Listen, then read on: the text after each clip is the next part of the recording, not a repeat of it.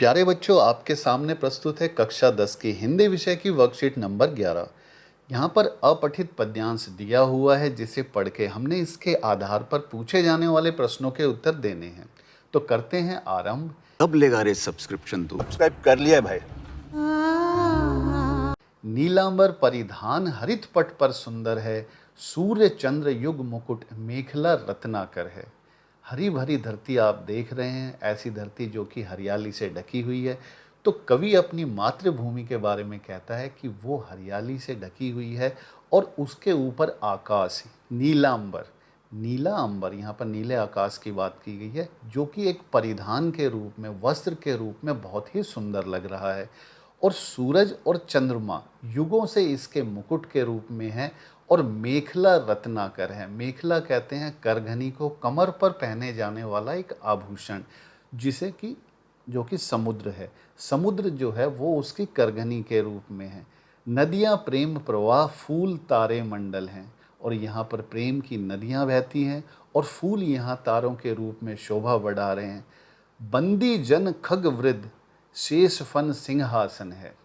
जो पक्षियों के जो झुंड हैं वो इसकी स्तुति करते हैं, इसकी प्रशंसा करते हैं धरती की, मातृभूमि की। और सिंहासन जो है वो शेषनाग जो है वो सिंहासन के रूप में है। परम हंस सम बाल्यकाल में सब सुख पाए, यहाँ पर बचपन में हमने सब सुख पाए, जिसके कारण धूल भरे हीरे कहलाए। हम खेले कूदे हर्षित, जिसकी प्यारी गोद में, हे मातृभूमि तुझको निरख मग्न क्यों ना हो मोद में। कि ऐसी धरती जिसकी गोद में हम पले हुए बड़े हुए, तो तुझे देखकर हम क्यों ना आनंद में मग्न हो। और अब इसके बारे में, अपनी मातृभूमि के बारे में, उसकी जो विशेषताएं बताते हुए कवि कहता है, निर्मल तेरा नीर अमृत के सम उत्तम है। कि तेरा जो जल है वो साफ है और कैसे अमृत के समान अच्छा है। शीतल मंद सुगंध पवन हर लेता श्रम है। यहाँ पर बहने वाली शीतल मंद सुगंध वो थकान को भी दूर कर लेती है। षट ऋतुओं का विविध दृश्य युक्त अद्भुत क्रम है। यहाँ पर 6 ऋतुओं का जो विविध अच्छे, जो आश्चर्य में डालने वाले दृश्यों का एक क्रम होता है। और हरियाली का फर्श नहीं मखमल से कम है। यहाँ पर जो हरियाली है वो ऐसा लगता है कि जैसे मखमल का फर्श हो। करते अभिषेक पयोध हैं, बलिहारी इस वेश की है मातृभूमि।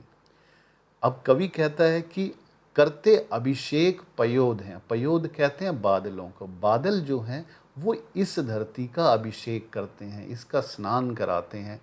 और बलिहारी इस वेश की है मातृभूमि।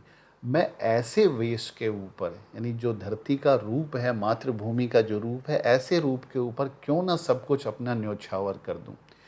अब आगे कहता है, हे मातृभूमि तू सत्य ही सगुण मूर्ति सर्वेश की।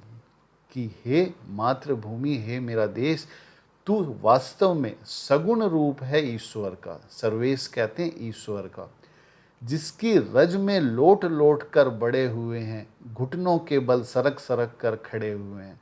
तो हम इस मातृभूमि के रज यानी धूल में लोट लोट कर बड़े हुए हैं और घुटनों के बल सरक सरक कर खड़े हुए हैं।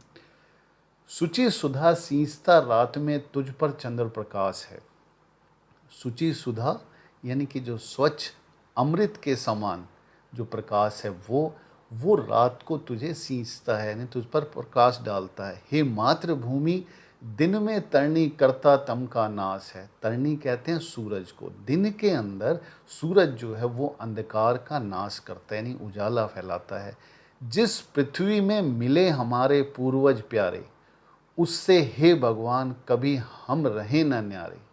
कि जिस धरती से हमारे पूर्वज मिले, जो वहाँ पर रहे, उससे मैं कभी भी अलग ना रहूं।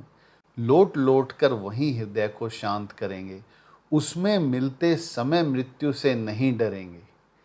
उस मातृभूमि की धूल में जब पूरे सन जाएंगे, होकर भव बंधन मुक्त हम आत्मरूप बन जाएंगे। यानी कवि जो है वो इसी मिट्टी में मिलना चाहता है, इसी का होना चाहता है, अपना सर्वस्व सब कुछ इसी पर ही न्योछावर करना चाहता है। तो चलते हैं इस पर आधारित कौन से प्रश्न पूछे गए हैं।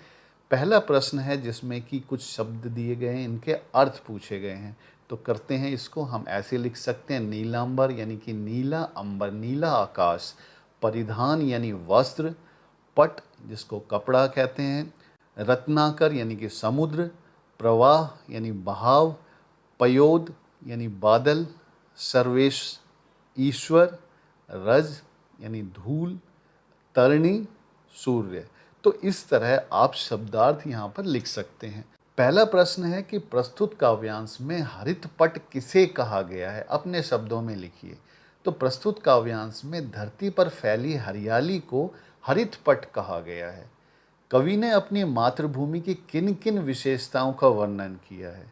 तो आप संक्षिप्त में इसको लिख सकते हैं कि वहाँ का जल अमृत के समान अच्छा है, वहाँ की धीमी सुगंध वाली शीतल हवा थकान को दूर करने वाली है, वहाँ 6 ऋतुओं के अद्भुत दृश्यों का क्रम देखने को मिलता है।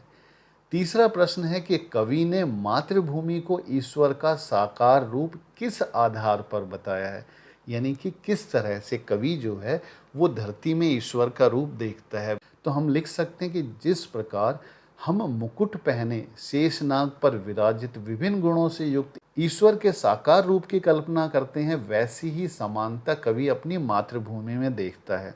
वह पाता है कि सूर्य एवं चंद्रमा मातृभूमि के मुकुट के समान है तथा शेषनाग का फन उनके सिंहासन जैसा है, बादल निरंतर उनका अभिषेक करता है और पक्षियों का समूह इसके यश का गुणगान करता है।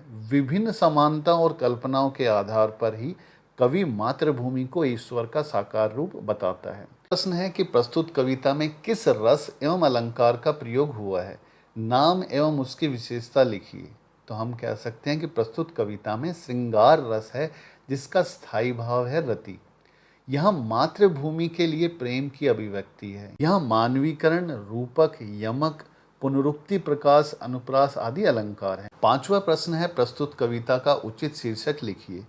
तो हम मातृभूमि लिख सकते हैं, आप जो है कोई और भी शीर्षक इसका आप दे सकते हैं। अगला प्रश्न है कि उक्त चित्र को पहचान कर उनका नाम लिखिए और हिंदी साहित्य में इन्हें क्या उपाधि दी गई है वो लिखिए। तो ये चित्र जो है वो सुमित्रा नंदन पंत जी का है। इन्हें साहित्य में प्रकृति के सुकुमार कवि, छायावाद का प्रतिनिधि कवि आदि उपाधि दी गई हैं।